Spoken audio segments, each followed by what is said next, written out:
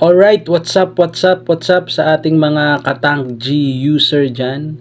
Okay, ngayon tuturuan ko kayo paano mag-upload ng IR files sa ating mga Tank G using the MFX preset editor. Okay, so una natin gagawin is, okay, pag nabuksan nyo na yung MFX app nyo, punta lang kayo dito sa IR files. Yan. Okay. Yan. Pagpunta nyo dyan sa IR files, open nyo to. Click nyo yung open IR file.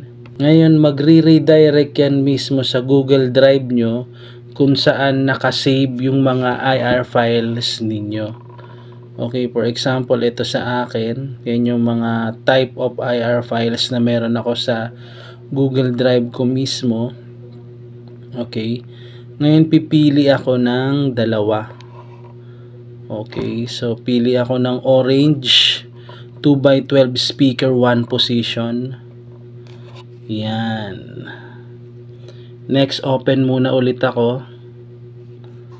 Orange utang pipiliin ko. Speaker 2 position naman. Okay.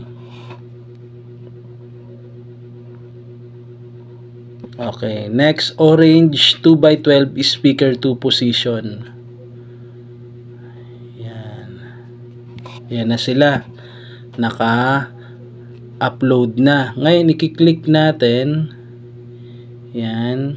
Yung orange 2x12 speaker 1 position. Then, save to. Lalabas dyan yung IR cab, kung ano yung IR cab slot. Ito. So, ito ang tawag dito is IR cab slot. Okay.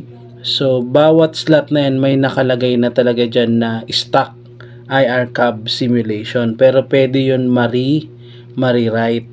So, lalagay ko dito sa 1. Then, click confirm save. Yan. Next, pipiliin ko yung orange 2x12 speaker 2 position. Click ko lang ulit. Then, save. Ngayon, may nakalagay ka na sa slot 1, sa slot 2 naman. Okay. Confirm save. Oh. So, ganun lang kadali mag-upload ng mga IR cabs sa ating Tank G using the MFX app preset editor ng Tank G by Mbabe. Alright!